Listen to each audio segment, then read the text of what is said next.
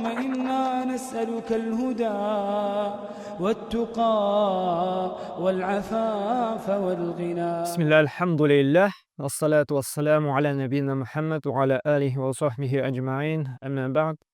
Barcha maqtav, hamd sanalar bizni yo'qdan bor qilib, turli ne'matlari bilan bizni suyundirib turgan, bizni eng zo'r bo'lak iymon, din bilan bo'laklovchi Alloh subhanahu va taolaga eng ko'p maqtovlarimiz, hamd sanalarimiz bo'lsa edi.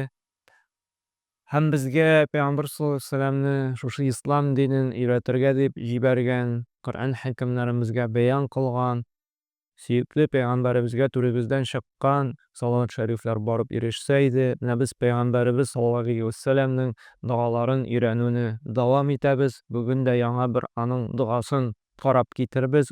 Şulay Müslim jintında kile sahih hadislerden Peygamber sallallahu aleyhi ve sellem eğer de kişi yana gına dinge kilse, din yoluna bassa, şuşu duanı öğrete turgan bulgan. Şuşu duanı şuşu dua bilen еш кына Allah'a müracaat eterge kuşkan. Şuna ko'ra bu indi yana gına dinge kiluvchilarga da foydali ham, dinde indi ko'pdan buluşularga. Çünkü bik ma'nali, bik kerakli so'zlar. Peygamber sallallohu alayhi vasallam şuşu so'zlarni de birda qoldirmadi. Şuşu so'zlar bilan Alloh taolaga gil müracaat etdi. Allohumma g'firli varhamni vahdini va'afini warzuqni. Bu dunyoda ham oxiratni de o'z ishini olgan bik kerakli so'zlar. Allohumma g'firli. Yani ey Robbim meni afv etsang edi. Yani gunohlarimni kechirsan, yorliqlasang edi. Varhamni, meni rahimli bo'lsang edi. Yani rahmatingni menga qarata tushirsang edi. Yani Allah Teala agar da rahimli bo'lsa, shulay bit sening gunohlaringni kechirasha, afv eta, hamma oxirida endi jannatga da kirdi. Vahdini, hidayat yo'lidan, to'g'ri yo'ldan gina olib borsang edi. Va'afini, afini yani eminlik bersang edi. Yani tinchlikda, eminlikda yashatsang edi, turli sinovlardan, turli balalardan saqlasang edi. Warzuqni, ham meni rizqlandirsang edi, rizqimni bersang edi. Mana shu duoni endi biz qarab ketiribіз. Eng birinchi Allohumma g'firli, yani ey Robbim meni g'afv etsang edi, kechirsang edi. Biz bilamiz, bizning ko'pgina problemalarimiz gunohlar sababli. Duomizga javob kelmavda gunoh sababli. Kirimimizning kemuvida gunohlar sababli. Og'riy boshlavimizda gunohlar sababli. Oilamizda tinchlik bituvida gunohlar sababli. Savdamiz bormog'ida sababi narsa gunohlar. Yani narsani olsang, bizning Allohdan yiroqayuvimiz, ul yaratmagan, ul rizo bo'lmagan, onun ashuvin chaqira turgan amallar, yani gunohlar. Bu Allohning rahmatidan yiroqaytib bizga turli balo qazolar keluga bir zo'r sabab. Allah kechira ekan, yorliqli ekan, Allohning rahmati ekan. Shuna ko'ra Allohumma g'firli deb Allohdan yolvoramiz. Shunday ben gunohlarni yorliqlar. Qarag'iz, payg'ambarda kunini bir rivoyatda 70, ikkinchi rivoyatda 100 topqir Allohdan istig'for qila turgan bo'lgan. Shu gunohlarini yorliqlovini so'ray turgan bo'lgan. Astagfirullah, astagfirullah, astagfirullah va atubu ilayhi. Ey Robbim, afv etsang edi. Sen tavbaga kelam, tavba qilam deb payg'ambar narsa aytirga bizning shekilli kishilarga shulay bit. Gram namda Allohumma g'firli ham, ikkinchisi varhamni.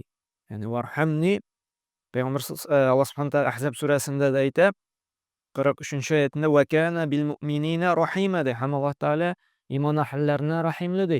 Shunday tamna biz Alloh taala rahimli zot. Agar da Alloh taolaning rahimliligi bo'lmasa, biz bir minуттан да тора алмасы юк. Безнең кылган гөнаһлар белән шулай бит без инде берни эшли алмассыз. Әмма Аллаһ Тәала рәхимле адәм балаларына.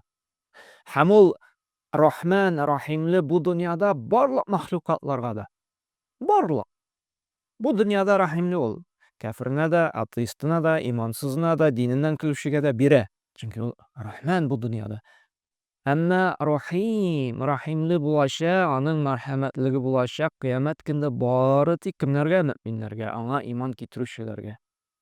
Һәм шушы үзенең рәхмәте белән генә ул җәннәткә керәчәк. Һәм Пәйгамбер саллаллаһу алейһи ва сәлләм әйтте бит инде. Сахих хәдисендә шулай бит. Адәм баласы үзенең гамәлләре белән җәннәткә керми, иллә дә мәгәр Аллаһның рәхмәте, рәхимлелеге белән генә керә динләр.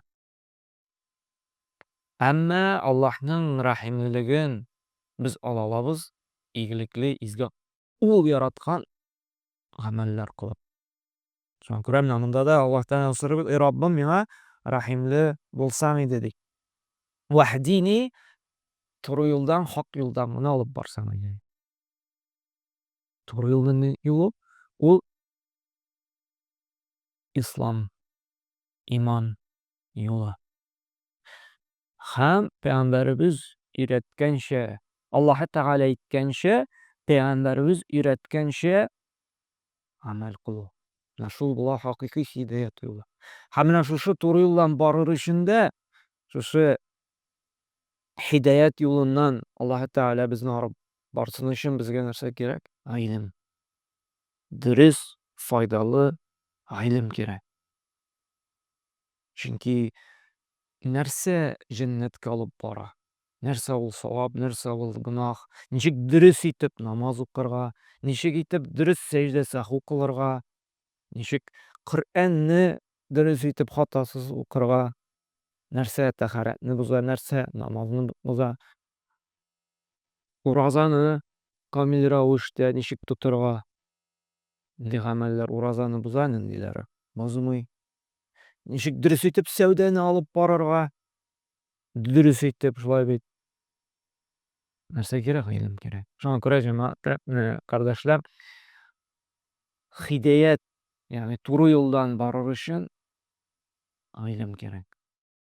Ягъни монда ваһдини туры юлдан барырга безгә файдалы гыйлем бирсәң иде дигән мәгънәдә бар дип әйтәләр кайбер галимнәр. Чөнки шушы гыйлемсез туры юлдан барып булмый берничек тә. Менә бүгенге көндә дә төрле тагымнар, төрле течениелар бар, шулай бит. Һәм менә шушы төрле секталарга, төрле течениеларга кереп китмәс өчен безгә һидаят кирәк. Безгә Аллаһның ярдәме кирәк туры юлдан безне алып баруы. Һәм аны безгә бирә бары тик нәрсә? Файдалы гыйлем. Коръән уку, хәдисләр өйрәнү, үзебезнең галимнәребезне өйрәнү, иярү. Шулай бит безнең атаклы галимнәребез бар. Абу Ханифа рахимаһулла, Имам Малик, Имам Шафиғи, Имам Ахмад, Имам Бухари, Имам Муслим, Имам Ан-Навави, шулай бит. Һәм башка үзебезнең дә Ризаэтдин Фәхретдин Алимҗан Баруди һәм башка Шиһабетдин Марҗани, башка галимнәребез бик күп.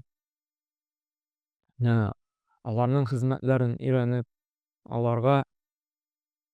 алардан үрнәк алып, шушы һидаяттан баруны Аллаһ Тәгаләдән сорарга кирәк. Һәм нәрсә ди? Ва'афини. Афини, афия ул инде иминлек. Имин булу төрле бәла-казалардан. Бу инде бүгенге көндә бигрәк тә кирәк, шулай бит. Шуңа күрә менә монда сорыйбыз: афини, иминлек бирсәң иде. Тынычлык салсаң иде күңелләребезгә, иминлек бирсәң иде көнебезгә, җиребезгә, гаиләбезгә. Һәм моны Аллаһ кына бирә. Күпме генә тынычлык кертергә теләмә күңелеңә, өеңә, үзе яшәгән җиреңә. Аллаһ теләми икән, беребез дә булдыра алмый. Шуңа күрә Аллаһ Тәгаләдән күп итеп нәрсә? Иминлек сорарга кирәк. Һәм нәрсә ди? Варзукни, ризыкландырсаң иде. Менә ризык дигәндә без аңлыйбыз ашау-эчүне генә. Юк, җәмәгать. Ризык төшенчәсенә ашау-эчү генә керми.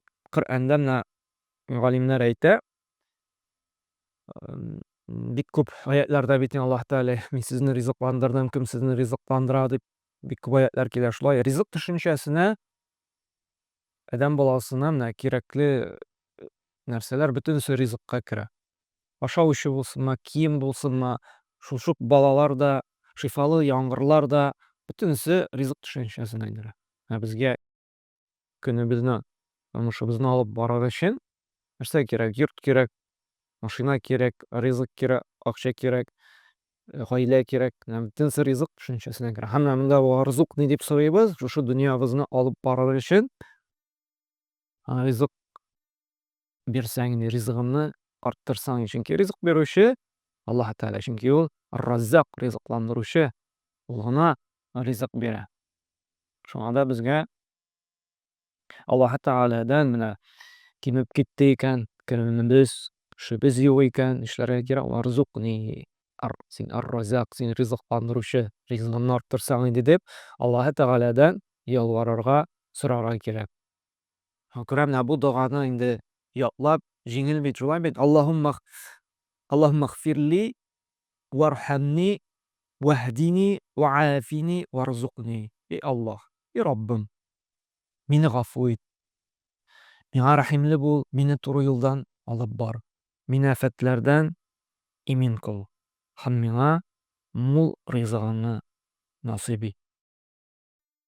Аллаһ Тәгалә барчабызга да рәхимле булып, барчабызны да һидаятьтән алып барса иде, гөнаһларыбызны ярлыклап, имин тормыш насыйп итеп, һәм инде мул ризыклар белән безне барчабызны да шатландырса иде.